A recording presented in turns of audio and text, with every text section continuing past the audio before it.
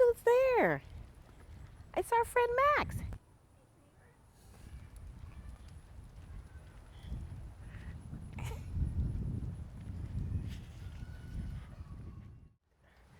If our skit doesn't work out, we'll just Well, start it here, abandon the skit.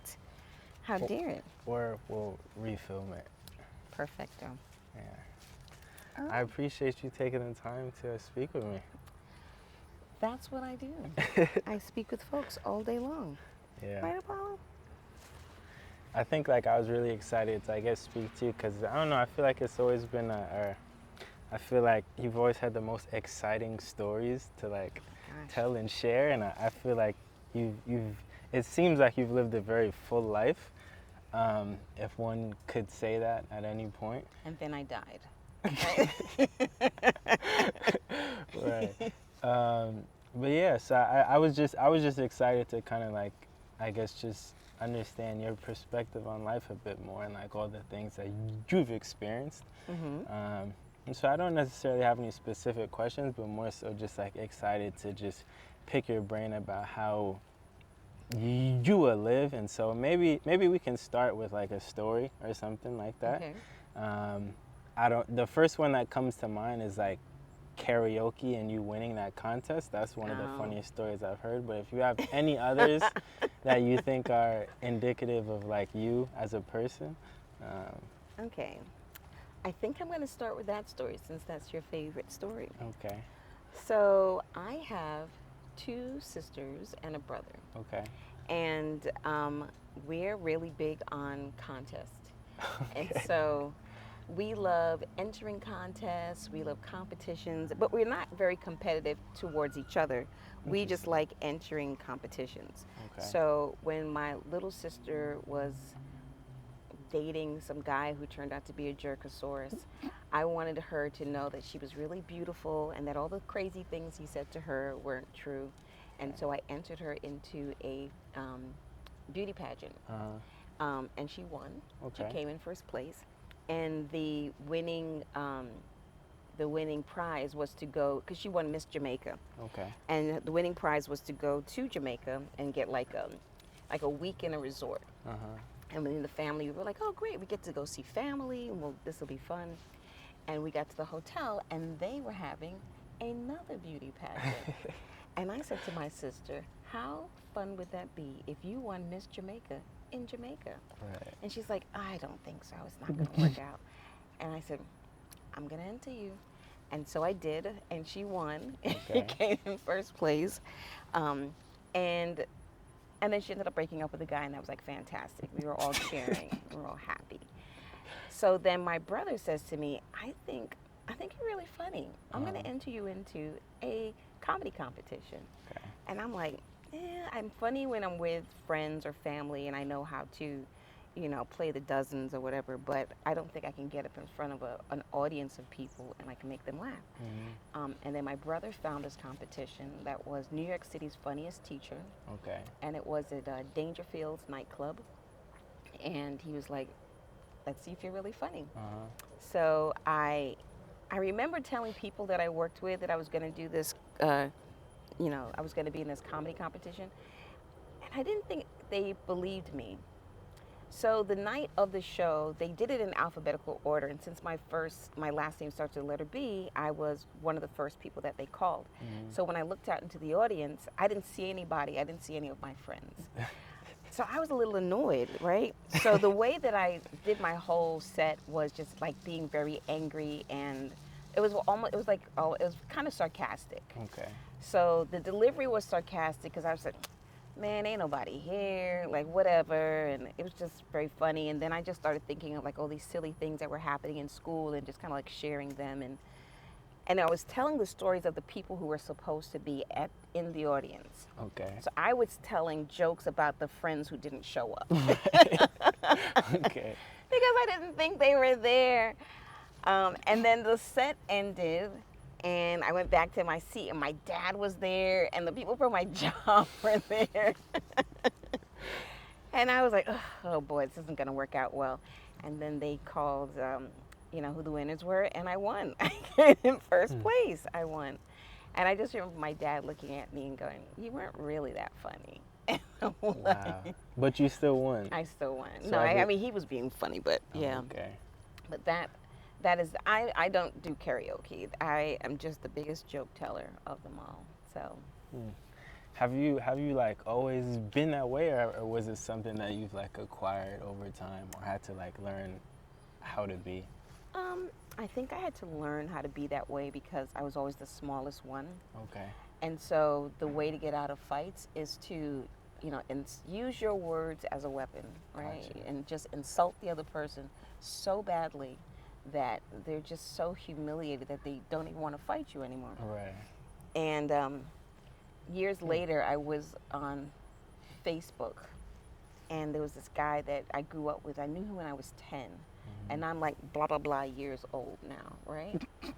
And my sister put a picture of us on Facebook, and this guy from our childhood writes, "These sisters are so beautiful, but the little one has the most caustic tongue in the whole wide world." I was like, "What?"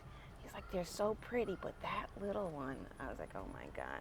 And he's old enough to have children and be married and Right. go to college, get a career. And the one thing he remembers about me is just being sarcastic and just biting with the words. Hmm. So It was that is my acquired over claim to, time. yeah, definitely acquired over time. Interesting. But you feel like you're like a generally just person that's open to try anything. Like there's not too much where you're like, no, I won't do that. Um, Um, I mean, it always seems like I am very spontaneous, but there is some planning that takes place. okay. And so if I know that I wanted to, like even with the comedy competition, I actually did get a notebook and start writing jokes and writing sets and trying it out in the mirror and watching a lot of like my favorite comedians. I mean, back then it was like Eddie Murphy was like the one, Okay. and just started watching them and just kind of emulating that. And I actually have a cousin who's a comedian in London, and he Okay. did the same thing too. But I wasn't trying to compete with him. I was just using his method to really figure out a way to get on the stage in front of like, and I mean, it was a nightclub, so there was at least, a couple hundred people in that room. Right. And nobody was drunk yet, so You had to be pretty good it then. had to be funny enough, right? Hmm. So Okay. And so now, were you born here or born in London? I was born in London. Okay. I was born in London. How is that experience? Or I guess it's a lot different being here and there. But how would you like, Compare it. yeah, compare the two? I think, I mean, I left when I was fairly young. I did go to Okay. school there for a little while, but we left when we were fairly young. And there is this terminology, it's called the Barrel Children. There's actually a book called The Barrel Kids. Okay. And it's about children whose parents are from Jamaica that came to London during the Windrush generation. Okay. And their parents leave to come to America to get a job or set up a home, and the kids are all left behind, and they Mm. just have to just kind of wait. And the only thing that connects them to their family is like these barrels of food or clothes or things that they get over time. Mm. And so my sisters and I, when my parents came to America, they sent us to Jamaica, and we Okay. were there for like several years just waiting for them to come and get us. And so I think my memories get kind of mushed together between London and Jamaica because it all just feels the same. It feels like the same experience. I know Right. that London was very rainy and foggy, and Jamaica was very bright and hot and Mhm. just hot. Right. Summertime all the time, just very hot all the time. Hmm. But there's not one particular experience that just kind of like sticks out to me and goes, oh, this is particularly London. But I did go back when I was in undergrad. I did a study abroad, and I went back to London as a young adult, and it felt, my experience. I remember that experience because it was the year that Nelson Mandela got set Mm. free, Okay. and he was, everybody was really extremely happy that he, was finally released from prison, and he was doing like this tour and he was going to all these different countries. And when he came to London, he went to like Wembley Stadium, and I remember my cousin saying to him, "We've got to go and see Mandela. We got to go." I'm like, "We don't have tickets." He goes, "It doesn't matter. We can like get scalp tickets at the door." And I'm like, "What?" And we actually did. We got there. We got scalp tickets at the door, and we went in to Wembley Stadium, and it was like me and my friend Donna and my cousin, and we went and saw Mandela. So if the memory of London is anything, it's the memory of actually going to Wembley Stadium to see Nelson Mandela. Right. Interesting. Wow. That has to be an amazing experience to have, and like once in a lifetime. To go see him. Yeah. Yeah. Especially at an age where you're like conscious of it and can actually like understand like why it's important as well.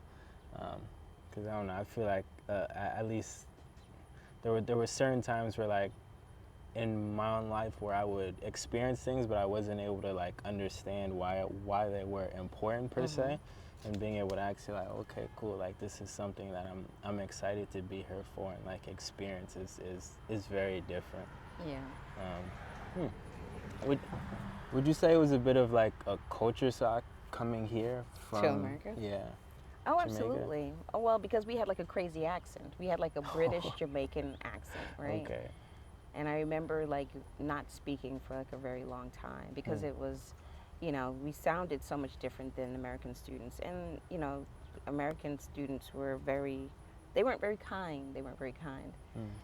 So maybe that's the reason why I started being funny and sarcastic too. But yeah, I remember coming and it was like winter time. I remember we were just coming from Jamaica to America during the winter. It was like kind of wild too. But then we went to a school it was a Catholic school where 99.9% of the kids were from all these different Caribbean countries from all over the place. And I don't think that they asked for any like specific documentation, and that's the reason why so many of us were there. But we had like a mini elementary school reunion like maybe 5 years ago. Okay. And the people's memories it was like so wild to me, right? Like I knew that we had just come from Jamaica, so our experience was whatever it was. It wasn't bad. But then there were kids that were there that were from Haiti. And then there were kids that were from like Dominican Republic and Puerto Rico and Venezuela and I was like Colombia. I was like, oh my gosh, I remember this girl that was there that was from Portugal. And there's all these immigrant kids from all over the place, and everybody had accents and everybody.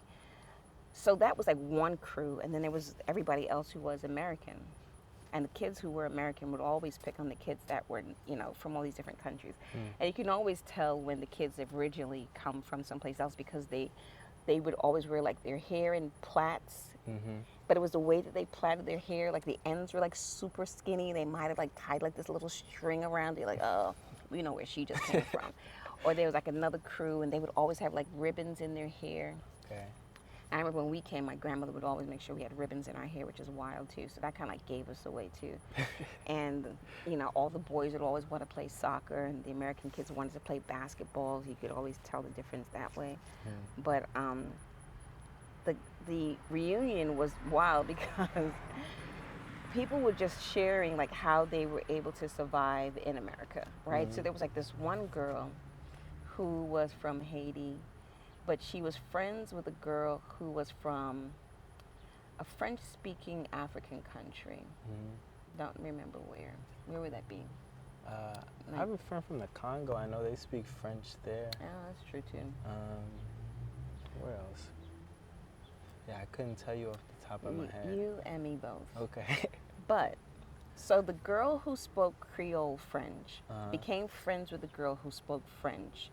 And then they both became friends with this girl who spoke English and a little bit of French as well too. So the three of them together, and I couldn't figure out, like, her name was like Margalie, right? I couldn't figure out like why she was friends with these two other girls. And of course, 100 years later, you find out like that was the only way that they could translate what the teacher was saying. They could translate what was written in the books. They could actually like pass the class.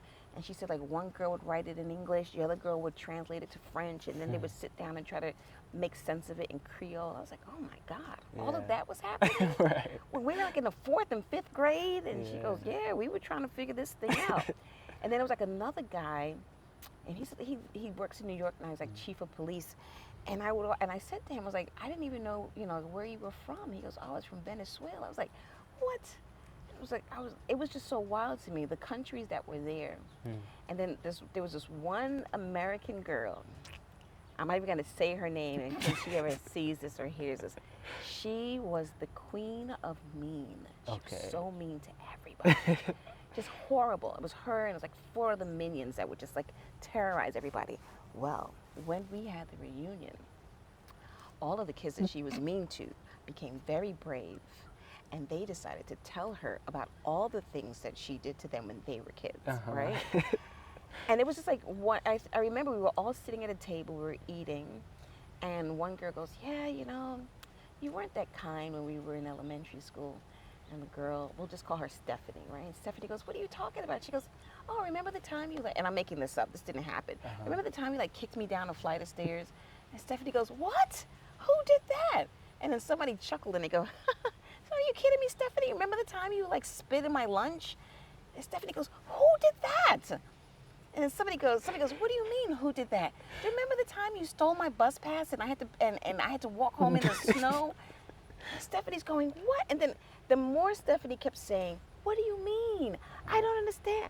Ooh, the story started coming.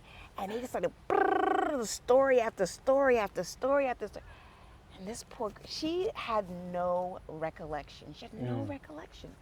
And I remember just watching it and just going, I mean, of course I added my story onto it too. Because I was like, remember the time you followed me home and threw rocks at me for 7 blocks? I was like, ugh. And I remember going home, telling my grandmother, and she goes, well, in Jamaica we have a saying.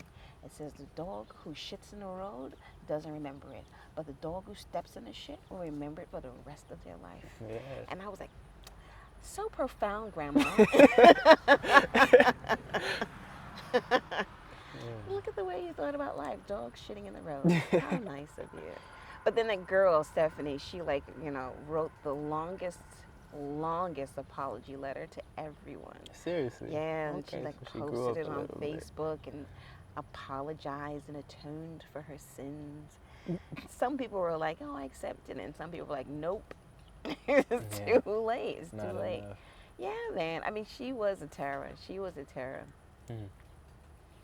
That's really interesting. And I think that, I guess one of the things I've been very interested in is difference, in a lot of ways. And I think being from a different culture can kind of isolate you when you're a young, and there's a want to, I guess, fit in and change. But I guess as we get older, and I guess for me, you kind of embrace those different aspects of yourself and being. And I'm curious if there was ever a point where you kind of stopped trying to fit in per se, and was oh, I am this person from this place and culture, and I'm proud to exude that. I think I still am trying to fit in. Really? Okay. Well, also I mean, Nicholas told me that you speak Spanish. Do you? I mean, I understand, if someone, I can say I don't speak that much Spanish in a really good way that makes people think that I speak Spanish. Oh. But I understand it. I'm just not my vocabulary is limited. Oh. But I can hold a conversation. Yeah, a decent one. Well, then listen, you're halfway there. You're better than half of us. You kidding me? We just came back from Mexico, and I just sound like such a total idiot. And it was so funny because the place that we went to didn't have it. It wasn't a very tourist part of Mexico, and so there weren't any English-speaking people. And I just remember people talking to us in Spanish, really slow and loud. Kind of like what we do when we want people to understand English. And it's donde está? And what? Right. So that was really weird. But in terms of just fitting in, I think the difference comes when you are, well, this sounds really wild, but you know the TV show, the Good Times? I've heard of it. I haven't Okay, watched so it you got to go before. back and check out Good Times. Okay. So the main characters in the show, they were the Evans family. Uh-huh. And the Evans family lived in the projects, Mhm. right? And the every episode the father was having like an issue with work, or the older brother was, just being the older brother was actually a comedian, so his skits were always very funny. Mhm. And the younger brother was extremely militant, and so was the sister. But the whole premise of the show was like, we got to make a way out of no way. Mhm. We gotta find a way. So that was like the Evans family, right? Mhm. And then you had the Huxtables, and of Okay. course you got the doctor and the lawyer, and everybody's thriving and doing their wonderful thing. Mhm. And I feel like the distinction comes not so much in like culture, but just like establishing like a social class, like where you Mhm. are socially. Okay. And because nobody cares, I feel like everybody seems to be from somewhere. I don't think there are few people that will say, I've been born and raised, well, in my circle of friends, that will say that I've been born and raised here in New York City or wherever we are. You know what I Right. mean? Like, there are a few, but like the most people, they'll dig back into their bag of tricks. And go, well, my great great grandfather was, he was from the Bahamas, and you're like, what? Right? Or they'll say like, oh, I have like a past relative slash cousin, fake sister who was Colombian. So I know I present as white, but I am Colombian. Right. And you go, what? So there's a difference between like where you're from, and then there's also the distinction of like social class as well too. And it's Mhm. like you're trying to distinguish between, are you an Evans family, or are you a Huxtable family, Hmm. and I feel that more so happens a lot too, or people, or the term that I've heard, oh, are they a safe black? Hmm. you know, Yeah. have you heard that before? Yes. Yeah. Yeah. Especially in the workplace, like, especially in trying to like hire different types of people, and like there's definitely some politics in that as well. Yeah. Um, And it wouldn't even matter where you came from, right? right. But it's like, how do you present yourself, right? Yeah. And where are you in the pecking order of this like social caste system? Hmm. And you just have to be really astute at just navigating that and feeling okay in like there have just been so many moments at work where like people in administration, or people higher up than me, will say, oh, Deb, she's a different kind of black. She's a different kind of black. And I'm like, what does that mean? Yeah.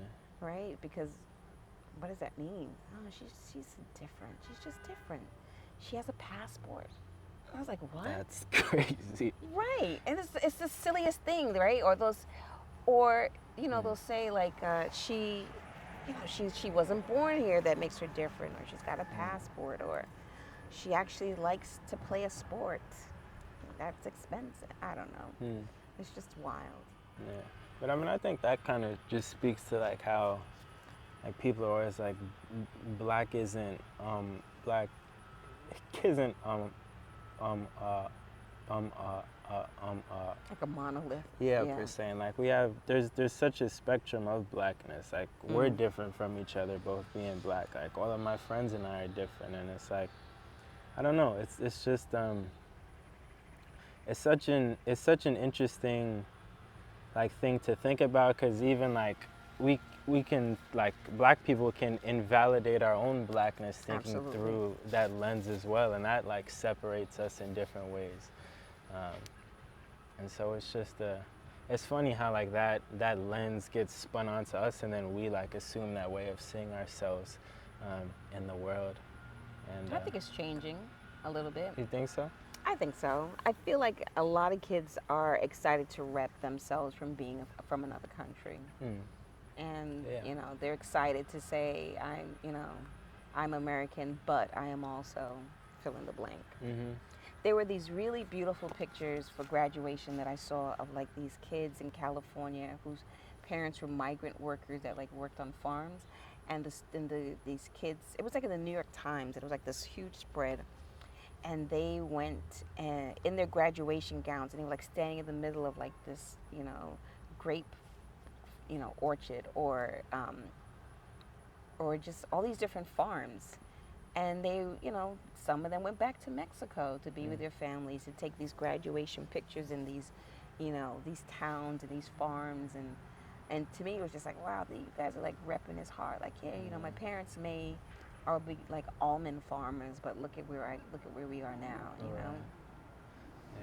I mean, and also like I can even say like being like I guess a Black American or like an African American, like not having a place to like call home is like a different feeling as well. It's like, oh, I don't like at some points it's like I don't even feel like I have a flag like that like speaks to where I'm from fully. Yeah.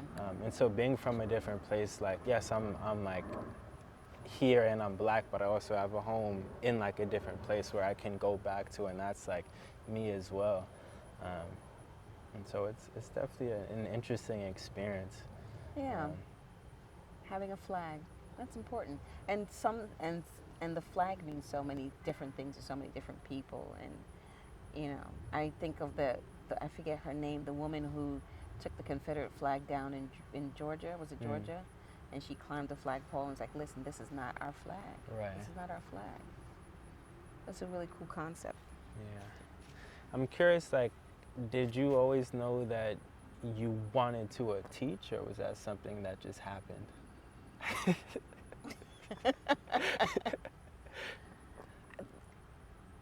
Let me think. Hold on a second. Let me think. I'll just give you the short answer. Yes. Okay. Yes. Teaching was, of course, there's a story behind it.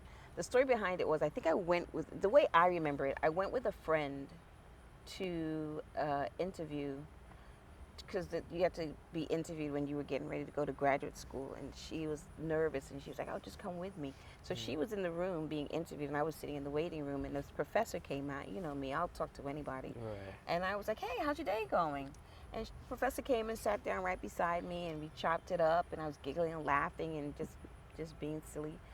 And she goes, "So what are you going to do with the rest of your life?" I said, "I don't know." And she goes, "Why don't you teach?" And I was like, "Why don't I?" And then you started teaching. And I said, "Because I don't know." And she's like, "Look, you can come to the school non-matriculate. You don't declare a major. You just take a class. Right. Just pay for one class. You're not enrolled in any program. You're not enrolled in anything. And see if you like it." And I was like, "Sounds like a plan." And so I took one. And I remember going and signing up for a class and going to the bursar's office and saying, "I have a job and I have $50 and I'm going to pay for this class." And I think the class was something like maybe $1,500. And I was so proud, and I put that $50 down. And they said, "All right, you've got a lot more to go. Thank you for the $50. You're officially enrolled in a non-matriculated, just take the class." I was like, "All right." I remember like every time I got my paycheck, I diligently went to the bursar's office. $50 again. Here you go. Interesting. So what has your experience of, I guess, becoming a teacher been like? Just I guess having to educate kids, students. That's good. I think it's very rewarding when you can definitely make like this difference in this little person's mind, and I've been in it so long that I've taught like brothers and sisters and cousins, and then the kids that you teach will say to you, "You taught my sister," and I go, "Really?" And and she goes, "My sister told me this funny story about you." I'm like, "Oh my God." And the kid will tell me a story. Or like sometimes, the students will say, "Because of you, I did fill in the blank." Right. And sometimes you just, it's been so many kids over so many years. I mean, it's been like 26 years in education. You meet a lot of people, you do a lot of things. But I guess, the kids remember. The kids remember. It's been rewarding. I enjoy it. Working with adults can be challenging. It's the kids that I enjoy. So you just have to know how to navigate that well enough. Yeah. Do you feel like you learn as much from them as they learn from you? Yeah, I do. A lot of the times, well, this year in particular, oh my gosh, the level of technology, Yeah. right? And it's just like, you know, I thought I was saying something when I bought my little Apple iPad, and I was like, "Come on, kids, we're gonna like learn." And the kid was like, "This is so outdated." Like, he's like, "If you were to break it, there'd be no parts to fix it. Like, what is happening? Don't you get paid?" I was like, "What?" He's like, "What? You're this is ridiculous." He's like, "You might as well be using paper and pencil." Hmm. But yeah, their level of technology, you know, like you think of like a digital native or like a digital, what is it, like a digital nomad? Yeah, digital, man. Yeah. Well, let me tell you, there's this house called it's called the in certain like historical like where you live, right? There's, Mhm. right off of like Bergen Avenue. Okay. There's this house called the Home for Aged Women, Okay. and I looked it up. I don't know if this is true or not, but they said that this was a home where the women were sent to when their husbands went off to war. Okay. And this home was there so that if their husbands died in war, then the government would take care of them in this house. I don't know how true that is. I don't even know why I even know that silly story. Okay.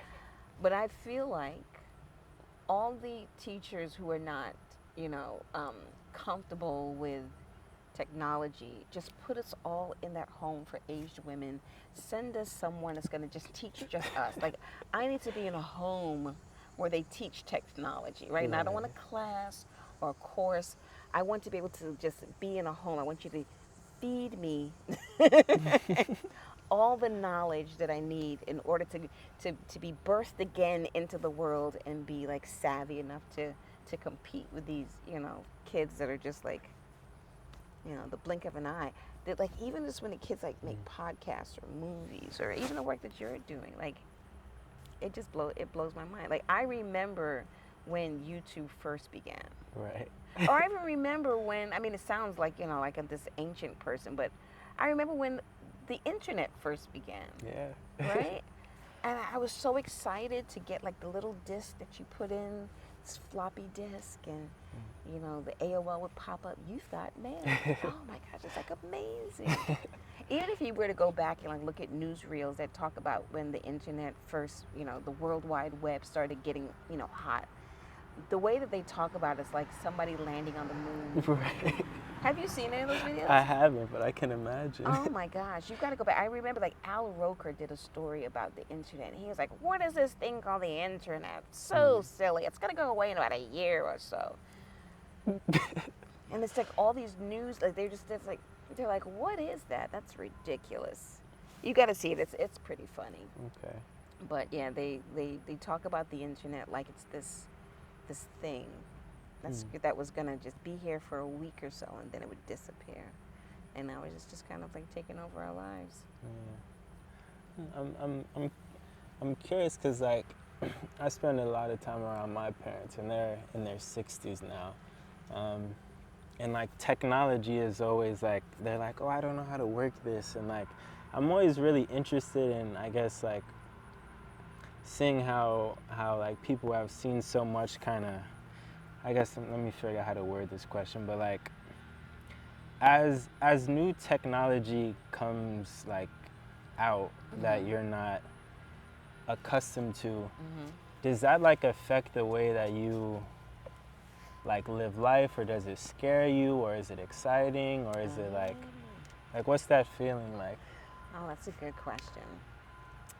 Um, I think it feels very scary Okay. because it's nothing that's very tangible, you Right. know, um, and I think, well, because I teach, you have to constantly figure out like these new different curriculums and programs that kids should be able to do. So we have to, as you know, the field that I'm in requires that we become technology savvy. And I think if had I been a baker, I don't know if I would have to learn it as quickly as I had to, you know, or even like during the pandemic, we all had to learn how to become like these virtual school teachers, and there was no training. It was like, do it. You're like, what?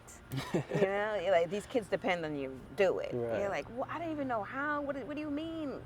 You know, and then after a time, you know, you kind of get like savvy with it or whatever. But I think back to when Jelani said he was gonna start like a YouTube channel. Mm-hmm. Oh, I was so angry. Really? I was so angry. And I was like, what do you mean you're going to be on a... I don't even understand what that is. The YouTubes. The YouTubes. And he's like, it's going to be okay. And we were like, we were so angry. We were like, we don't even know what this is. Why is he wasting his time? He just kept saying this. I'm telling you, this is going to be... It's almost like I can imagine it would be as similar to like an Issa Rae doing her awkward black girl video show, right? And the only place that you could have seen the show would have been online on YouTube. But it took off. And like, I remember like having friends in Boston and they were talking about it. And I had friends in California and they were talking about it. And it was just this thing online that you like tuned into and you watched and you just kind of like, and I can only imagine what she probably was telling her parents, right? Like, I have a television show. I am starring in it, writing it, I'm doing... The parents might have been like, this makes no sense. You need a job with a pension. You're going to get your watch at the end. Right? You're going to get a little money, just get a little house with a dog and a white picket fence and just chill. Just chill. It's very scary when you don't, it's so intangible. You just don't even know where it is. Like, and forget about it. When they started saying upload things to the cloud, I was like, good Lord, where is this cloud? Why does it exist? But I mean, in time, it's, I guess, the part that you realize that works really nicely is like, oh, I can talk to my cousins and like a video chat in London and immediately, or I can send money to someplace immediately, or I can, just use my phone to just access my bank accounts, and that is interesting too. I mean, I remember wearing penny loafers when I was in high school, and my mom would always tell us to put a dime. That tells you how old I am, right? A dime in that little flap of the shoe. So if you ever get in trouble, you can make a phone call. You'll have a dime to make a phone call. And it was originally a penny, but then people started putting dimes in their shoes. And then if you wanted to be funky, put $1 in your shoe. Is that why it's called the penny loafer? Yeah, because you put pennies in it. Are you serious? Yes. Oh, wow. I did not know that. Look at that. You're learning something new. Yeah. Man. But if you're funky, you put $1 in it. You're like, oh, you folded $1 and you got it in there. Right, Apollo? I like that light bulb moment. You're like, yeah. It's funny, like, so many things are named, and, like, I've just never questioned, like, why it's named that way, and then you hear, like, how it started, and you're like, oh, I never even, I just thought it was a penny loafer. I just thought that was the name they came up with, but... pennies in it. And I don't know why a penny specifically was, that you could put a penny in the shoe. We need to investigate, like, who decided that putting a penny in a shoe was a good thing. It was a good idea. I mean, you never know. It probably bought you something back then, so. Probably. Yeah. Right. Well, having dimes in my shoes definitely came in handy when we were in high school, so. Right. You spoke a little bit about, like, being scared when Jelani started to go online, and I'm curious because this is something that, like, I'm like always back and forth with. But as a parent, like, I imagine once your kids start to age, there's a process of like having to let go and like realize, oh, this is like an own individual person now that like makes their own decisions and like has opinions that may be different from yours. How have your parents reacted to it? I mean, it is. I think we're working through it, like especially being back home. Yeah. At this age. It's the best age to be back home. Are you kidding me? Man, I mean. It doesn't feel like it. I mean, it's interesting coming into my own, and they're like in their own space as well, and it's like, okay, cool. Like, I actually have an opinion that's my own, and you have your own opinion, and like that's just an interesting dynamic to like deal with in the same house after being so dependent. Well, Right. actually dependent on their ideas for so long. And then when you went to college, you were able to make your own decisions. Yeah. But I guess I'm curious, like, what was The moment. or if the moment, or even just like what was the experience of like, okay, like, wow, this is an adult now, like I just have to let him go and Are I they can't adults? control. Are we ever adults? I guess is I another mean, my question. parents are still around, so I still call my mom and dad Right. and still talk to them and ask them for advice. I don't think that ever goes away. Hmm. But I think, you know, there are more moments where I give the kids an opportunity to be independent and not worry as much. Hmm. So, but also too, I also think it has to do with like the relationship that you have with your kids, right? Like we're a very close knit family and we talk a lot Hmm. and we're together a lot. Right. And I have, I told you I have siblings, and all of my siblings have kids, and we didn't plan it, but all of our kids are around the same age. And if if one of my kids needed something and I wasn't around, they know that they can call their aunt, and their aunt would be a surrogate and step in and say or do whatever it is they needed, just like I would do. And I would do the same thing for my nieces and nephews. And I think knowing that there are other people in the village, so called, that have your kids back, it makes it easier to let go. Hmm. Like there's times where, like Nick is in the city and I'm worried. I'm like, oh, it's late, whatever. And then he's like, I'm staying at grandma's. And then we're like, grandma's not even home. He goes, oh, she gave me a key. So see you later, bye. I think you've been to grandma's too, right? Yeah. Exactly. So, and there was no one home, and he was just like, listen, this is where I need to lay my head on. Right. I see you when I see you when I see you. Hmm. But I think it would not be so easy to let go if I knew that there were no other support networks around. And also too, I mean, like it's always been that way. When we first moved here, I made sure to be friends with like all the neighbors and the librarian. That's important. And people in town, and you know that when you're not around, they're watching or they're looking out for your kids. So that's really good too. But I think parents also go through like this change when the kids become a certain age, and it's really sad. It's almost like it's like it almost feels like a part of you is gone, right? The part that depended that the kids that depended on you for so long, all of a sudden they don't need you anymore, and then you just kind of go, and now what? And I think more so too, like when you and Nick were in high school, it was like, Mom, I missed the train. Can you come and get me? Okay, fine, right? I don't have any money for lunch. Can you send me? Okay, not a problem. I got this basketball game to go to. Okay, great. I'm going to this party. I'm doing it. And you're just constantly like driving and picking up and driving and picking up and all the things, right? And then when they're home, it's like, oh, can you make dinner? Can you not make dinner? Can you check this record? Then all of a sudden one day they wake up and go, have a nice day. You're like, what? What do you mean? What do you mean? I don't have to pick you up and drop you off, or no? It's like this thing. I had a friend whose son grew up or whatever, and he was still at home with her, and she was just like, listen, I feel like if I don't kick him out the house now, he's never gonna leave. And I think he might have been 18, and she sold her house and said to him, I'm moving. Where are you going? I was like, oh, that's horrible. That's horrible. Yeah. And so he had to figure it out. And she says, listen, next year, your childhood home will no longer be your childhood home. Deuces, I'm out. Figure it out. And then she moved and he figured it out or whatever. I mean, they're still friendly. They talk, but she was so depressed when she, cut the strings. I guess she thought she had to.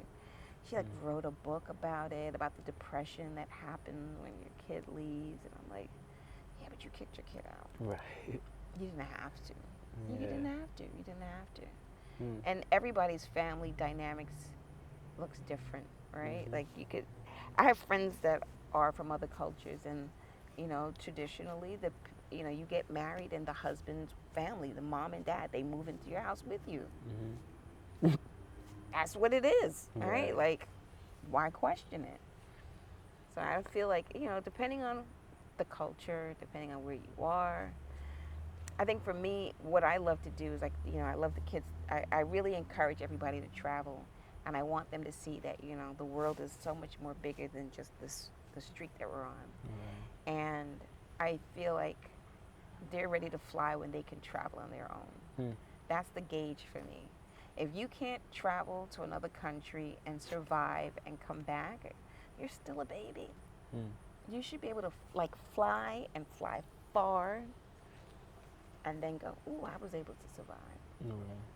Because I feel like that's, to me, is like the biggest test, that you're able to be resourceful, not necessarily speak another language, but of course, if you choose some place where you have to speak another language, yeah, right? Like find shelter, find food, navigate the systems, wherever the systems may be. Mm. Because I think, my parents, when they decided that they were going to, be adults, they left the country. They left Jamaica. Right. And a lot of these immigrant families left before they might have been in their 20s or early 20s. And they're like, I'm going to another country, and I'm going to figure this out. Right. And I'm going to survive, and I'm going to like be in this place where I don't speak the language. The food is different. The culture is different. And I'm going to survive. And if you can do that and survive, you're, in my mind, you're an adult. Right. Yeah. So when I sent Ebony to Germany, everybody's like, oh my gosh, why'd you, I said, I feel like she's ready. Mm. I feel like she can handle it. But of course, I told you the planning side of me, I already reached out to friends that lived in like neighboring countries. And I was Right. like, listen, Ebony's in Germany.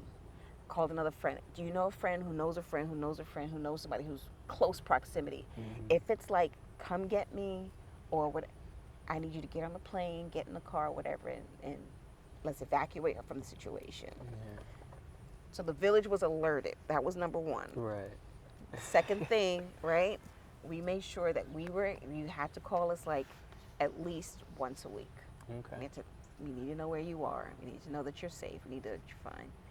And then she became friends with like another girl that went with her to Germany, and we were friends with the family. We became friends with the family. So it was like, did you hear your daughter this week? Okay. Did you hear from my daughter? Okay. Did my daughter call your daughter? But then didn't call us. All right. Everybody's fine. And your mom does the same thing too, Yeah, right? she does. Exactly. It's like, have you heard from Max? Do you know Max? Max is with here. Max is at the house. So, to me, it's like that village is always in play.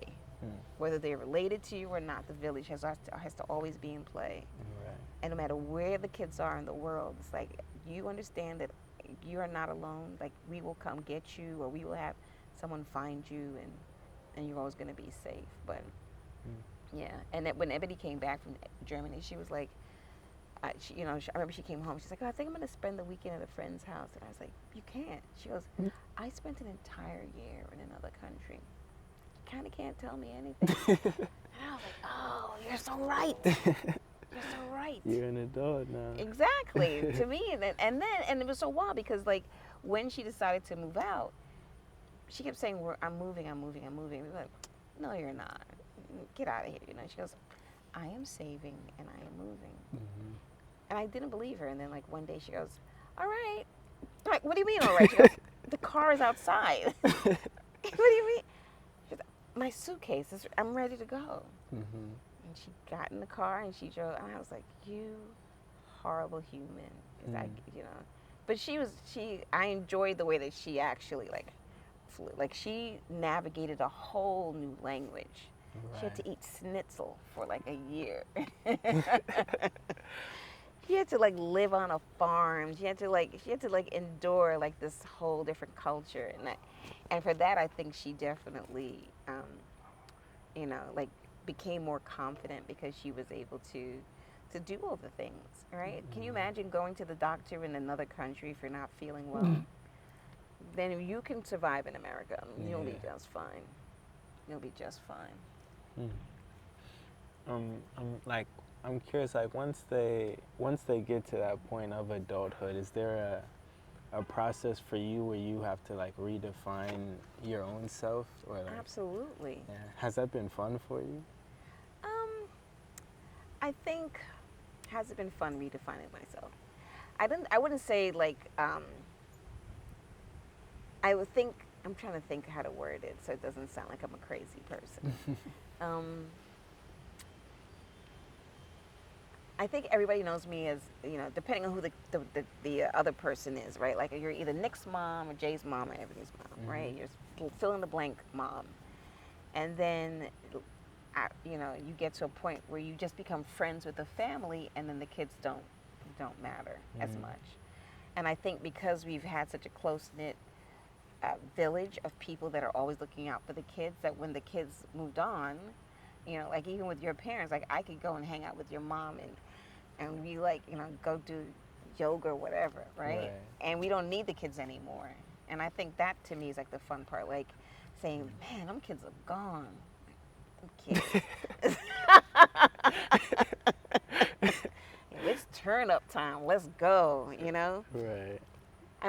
What I like is that as the kids were cultivating relationships with each other in their friend group, the parents were like cultivating like a friendship as well too. And so I think it's now it's like, I know that your kid is like gone, and my kid is gone. What are we gonna do? Right. We're gonna party.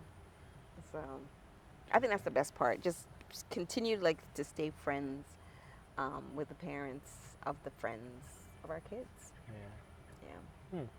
It's fun. I told my mom I was coming to do this today, and she brought up the story when you came to our house and you had my dad shave. Right here. Yeah, your head. And it was just, she was like, yeah, it was just like, hey, can you cut my hair today? And it was just, she was just so surprised at how spontaneous it was. And that was just such a funny story. Yeah, I remember that because your dad said, I know how to cut hair. Yeah, he cut my hair my whole life. I was like, so go ahead and do it. Let me see what you can do. And in my mind, I'm going, it will grow back eventually. So it's not going to be like, you can't do the worst thing, right? Like it can't be like really bad. But, and I remember like making dinner for your mom. I was like, oh, I'm like, what's in the refrigerator? I remember like looking in the fridge and like just whipping up something. And she goes, oh my gosh, I never thought to put this together. And I was like, I said, I'm the queen of whipping up meals at the last minute. Yeah, that was fun. Yeah, What's so funny you said that is because I don't, something like just, if your dad didn't even know how to cut hair and he cut my hair, right? To me, that doesn't seem weird. Right. But like someone looking in on it, and like your mom said, it was like so spontaneous that it was just like, oh my gosh, like that's interesting. And I think a lot of the things I do, it's always like that. Like the way that I move is like, not like what's the worst that could happen. Right. You weigh the pros and cons. If your dad wasn't really good at what he did, what's the worst that could happen? I would have to wait a couple months and then it'll grow back. Yeah. Yeah. Right. Like what's the worst that could happen? It's nothing crazy. Or like if you are in a situation where the person's going to be angry, you go, how long could they be angry for? Is this like something they could be angry for a day or the rest of their lives? Yeah. More than likely just a day. I'm going to do it. I'm going to do it. That's a good way to think of it. Just gauging what people's reactions are going to be. Yeah. Just, So I have a question for you. okay. So tell me about the first time you met Nick. Oh, because you guys were like little, but then you were like so quiet and you didn't want to speak to anybody. And I remember that. Like I remember like you going to these picnics and not really saying much. And then when you guys got older, it was like you and Nick were like Batman and Robin. Yeah. The first time I like remember hanging out with Nick was probably, I think we went to Coney Island. Coney Island. or I don't know if it was. I want to say it was Coney Island. Oh, with like the company. I think so. Okay. And I think that was maybe in like 7th or 8th grade. We went to Coney Island for the first time, and I was like, okay, like we're going to the same school, and so we started to like develop our friendship. But I have a horrible memory, so I can't tell you anything about the first time we've like I ever met Nick. I just remember we used to like sleep over a lot, and that was always a good time. Yeah, because you guys laughed, I'm sure. Yeah. Everybody tells me how funny he is, and then when he gets home, he's like Mr. Serious. I'm like, oh. Well, I feel like when your mom is really funny, you kind of like it overshadows your funniness. Yeah. But there are times where like watching television, and he'll say something, and I'll like crack up. But they're like far and few between. And I remember there was like times that he was just like, "Stop being so funny, like making me mad," and I was like, "What?" I mean, he would be so upset. He'd be so upset. I'm like, get over it, sir. But I also, what I like about your friendships too is like, I've seen you guys like together, and you're just quiet. You just will be in a place and no one to be talking, and that's okay. Like you'd be doing your thing, he'd be doing his thing, and you guys are quiet. And to me, I think that's really unique that you can like be in a space with somebody and still, enjoy being in that space with them, even if you're not doing anything that's like crazy. Yeah. Yeah, and I can definitely say from my perspective, like, 'cause I've been in certain situations where that feels awkward, but really? yeah, but like you said, yeah, I've never like, and it's never like a conscious like, oh, we're gonna be quiet now. It's just the like conversation just naturally comes to an end, and it's like, okay, cool, like you're doing your own thing, I'm here, and like, or even like when we used to sleep at each other's houses, like I remember like I would wake up and like the first hour of every day would kind of just be us in our own world, and he would be like on his phone doing stuff, and I would be doing stuff, and then like, oh, you want to get breakfast, and eventually we would go down and eat breakfast. But there was never like a necessity to speak about something, and it's always flowed kind of like very naturally, which has been really nice. Yeah, I like that you guys mellow each other out, but then when you're really cooking and you're coming up with ideas, like the ideas just feel like really organic, and it just feels like really fun. Yeah.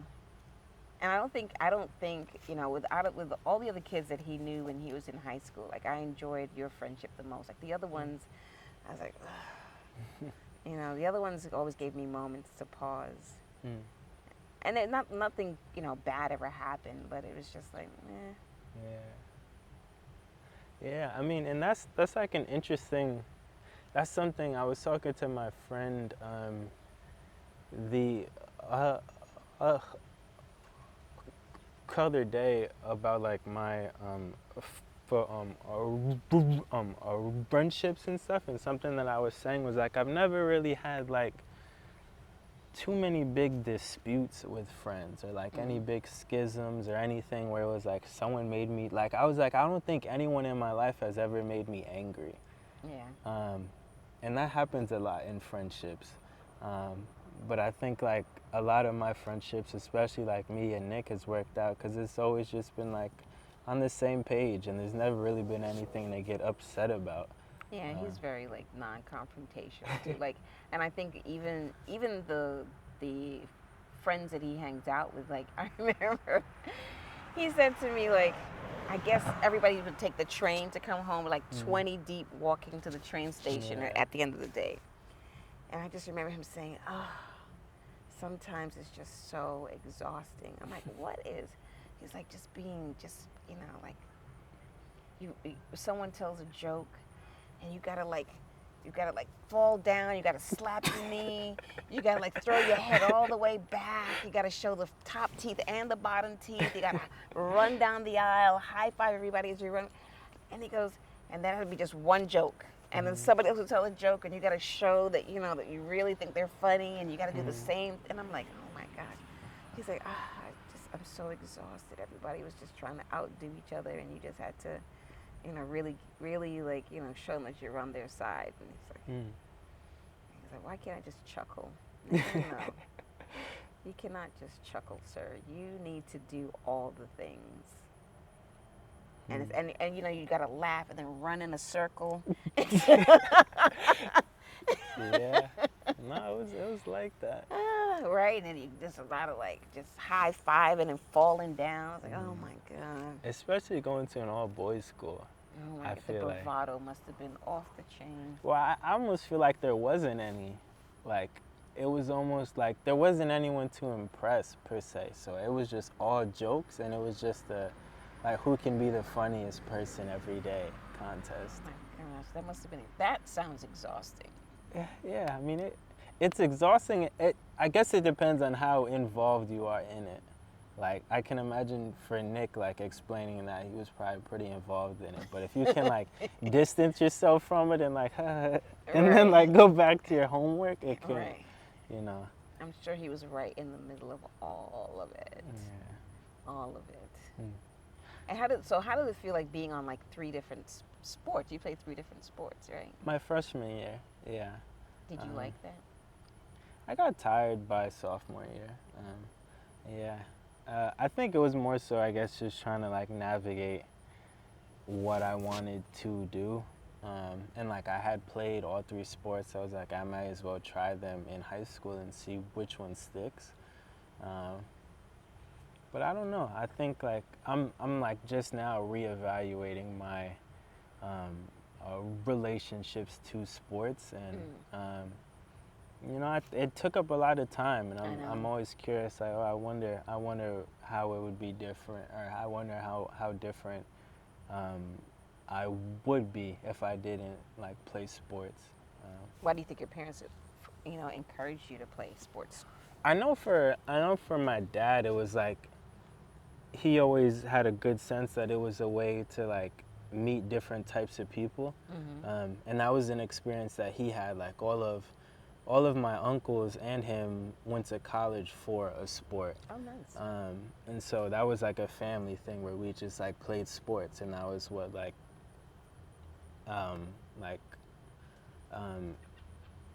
everyone did per se. And so I think there was just emphasis one, just on being able to meet people, and also the lessons I would get from sports.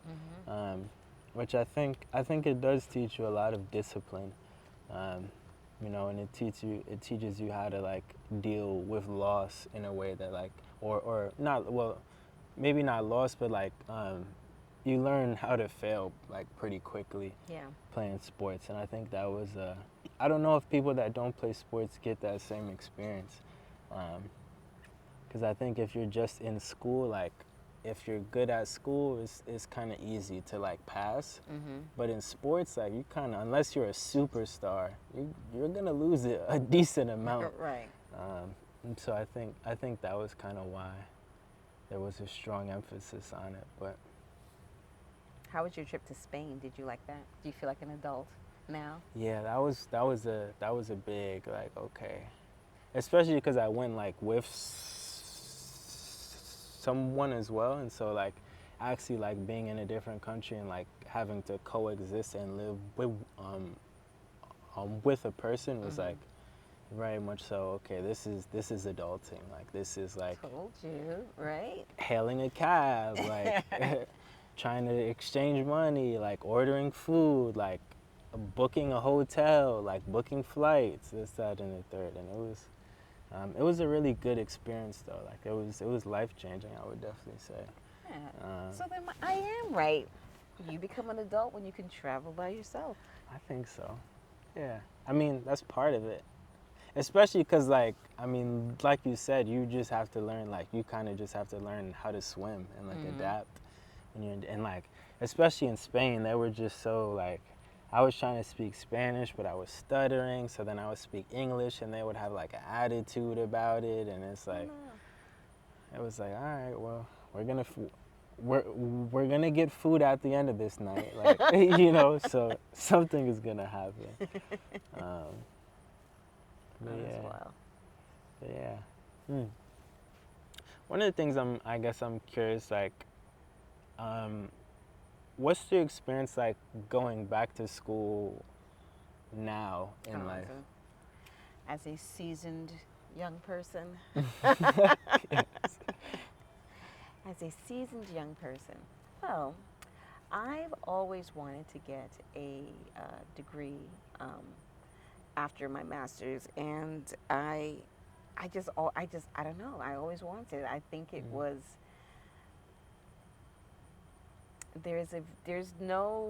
there's like no rhyme or reason why I think I needed. I Once you get a doctorate, I think you become like overqualified for a lot of positions, mhm. right?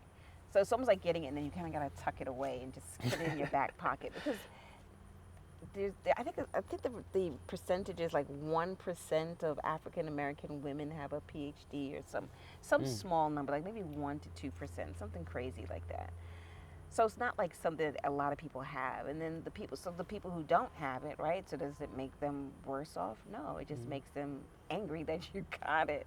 So you kind of got to like tuck it away. But mm, I feel like the the this is the time that a lot of people have to go back to school. Like once the kids are grown and they leave, mm, then this is the time that they can actually go back to school. So a lot of people in my program are my age and or younger, mm, and I don't feel any kind of way.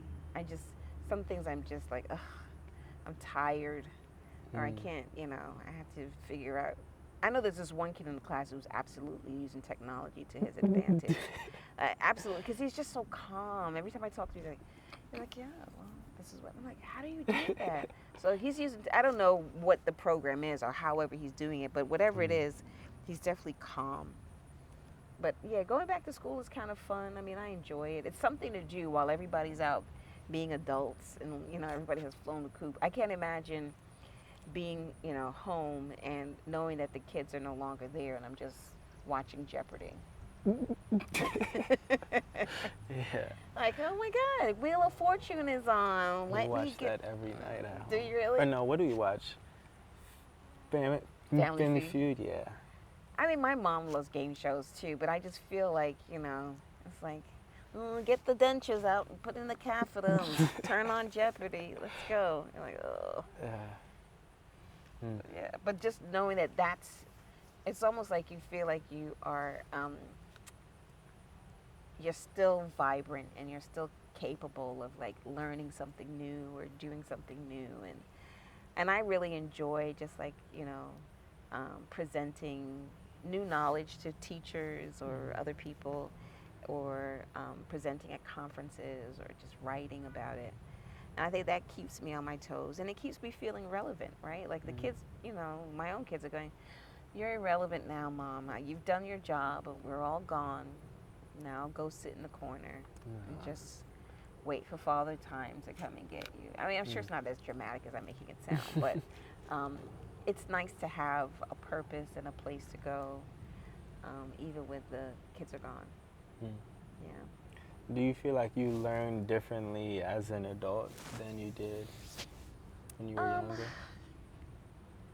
no, because I've always learned. I've always like taken workshops, or I've always read something or done something, and Mm, so I feel like it's still a natural progression. I don't think a lot has changed mm, over the way I learn. I'm just very tired, but I feel also. I mean, I have a full time job, so going to school and excuse me, in addition to going to work and school, that's exhausting. right. But I don't think there was ever a time where I didn't go to school and work at the same time either. So Mm, it's always something, always something. mm. Interesting. Mm. Okay. I keep thinking it's that same car passing by here, but that one was different. Yeah, that one's a bike rack. Yeah, the other one was like this black car that just keeps passing by. Mm. So what um what is one thing that you did not know that you learned as a result of our conversation? Um, That well, shoes a have penny been? loafer is one of the things that come to mind. Um, I'm gonna have to think about it. I process things very slowly, Mm-hmm. so I'm gonna have to replay it in my head. Um, yeah, I'm gonna think about it and get back to you. I think us establishing that leaving the country and surviving is the marker for adulthood. Yeah, I I think think that's a good takeaway. that's a good, yeah. That's a, I think that's a great, great, like, epiphany, you Yeah. know. Because also, too, I think about, parents are always wondering and making sure their kids are safe or whatever, but how Mhm. great is it that you have, as a parent, raised somebody that knows how to hunt and gather Yeah, on their own, and survive. and survive. That's the part, so survive. When I remember, like, um, Nicholas going to Peru, did he go with high school? I Yes, think so. Yeah. yeah. And I remember him just going, "Oh, I don't want to go. I don't want to go." But then when he went and came back, he was like, "Oh, I did it, and it was okay. I survived." He told me about your experience too in Dominican Republic. I was like, "You did that and you survived. You were absolutely an adult. Are you kidding me?" If anybody's an adult, sir. Yeah, that was a funny story. I'm glad I get to laugh about it. Right, exactly, Yeah. right? Hmm. I guess one last question I have. Okay, shoot. One of the things I'm really interested is like, I guess how we communicate. Okay, yeah, well, we'll finish it. Yeah, I see one of them Is laying back. Oops. Did you get it? No, it's floating, but it's all right. Okay. It's not on you. All right. Yeah. Well, all right. I'll ask this quickly. Okay. But one of the things I'm interested is like generational gaps and like how we like communicate Mm-hmm. across those and like I guess building relationships where we can kind of learn from each other. Mm-hmm. And I guess one of the things is like I almost feel like even when I'm speaking to my parents, it's almost like we're speaking like a different language. Mm-hmm. Like they have a certain set of experiences and I have my own set of experiences and they're so different that it's hard to like communicate and like create ideas or like just speak about certain topics where we're at like on like common ground per se, so we Mm-hmm. can understand each other. And so I'm curious, like, and maybe this is like influenced by your experience teaching, but I'm curious, like, I guess if we are to like bridge generational gaps or have more like friendships between older folks and younger folks, or just have like places where we can communicate about certain topics in those ways, like what do you think the like A key good to strategy. yeah to like communicating in those ways is? I think that one of the things that I think about is I have to remember that my kids are human beings, Mm-hmm. and same thing with my students, right? Like they're human beings, and they have opinions, and they're not just like these little teeny tiny kids or like students that don't have an opinion about anything. Mm-hmm. Um, oh, that must be good. She has a twin sister. That must be the twin sister. Oh really? Yeah, because my friend has longer hair than that. Mm. I was like, oh, that's wild. She really is identical. And only she would have like, girl, what you doing? Hey, I'm good. How about you? Yeah, absolutely. Okay, I was wrong. It's not the twin. That's not. She cut her hair. Oh, okay. Hmm. Um, So how do you talk to? How do you? Okay, so you have to cut all that part out too. No, it's fine. I think it's very natural. Um, I think when I talk to my students, right, and I think about my students, like I teach sixth, seventh, and eighth graders. So I'm thinking of the eighth graders in particular. Mm-hmm. I always give them choice, right? Like I'll say to them, hey, so if I gave you guys, I'm making this up. Mm-hmm. This doesn't always happen. I have to disclaimer. I might say to them, in a hypothetical world, um, if I gave you homework, how many people, show of hands, would do it, right? Mm-hmm. Half the class hands are down. Of course, you Yeah. got one or two goody two shoes, like I love homework. And I said, okay, so what do you think would be a good marker to show me that you understand whatever the skill is that we are working on?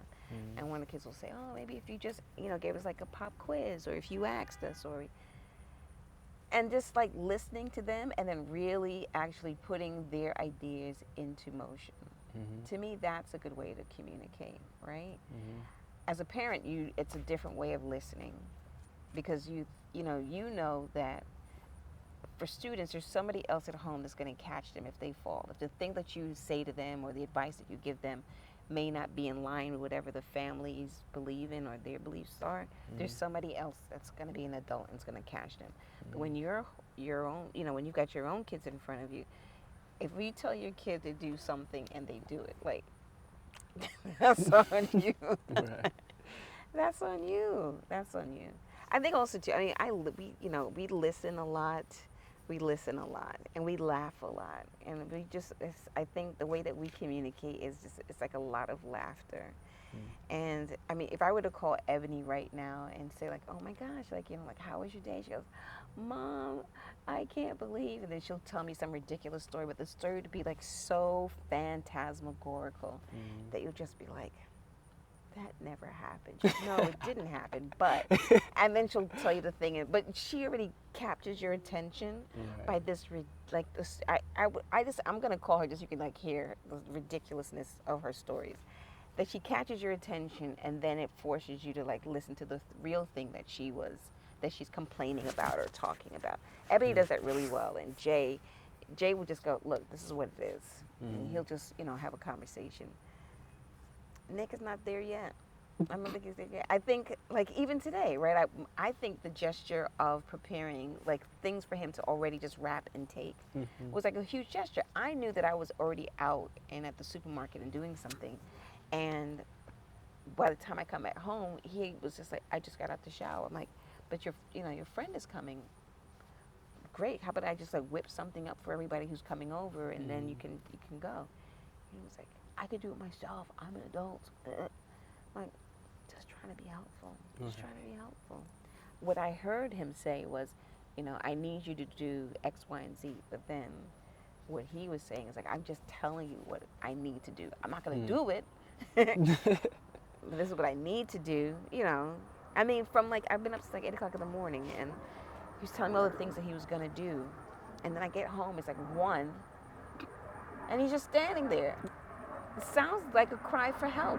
In my mind, it's a cry for help. In his mind, it's like, no, I'm just, procrastinating. So I think the listening part is like really, really important. But then, like I said, giving advice to students is different than giving advice to your own kids, because I've told my students a bunch of crazy things, not on purpose, but like just like crazy things in general, and they remember, and then they tell you about it. And the other thing too, like with students, after 10 months, they're gone forever.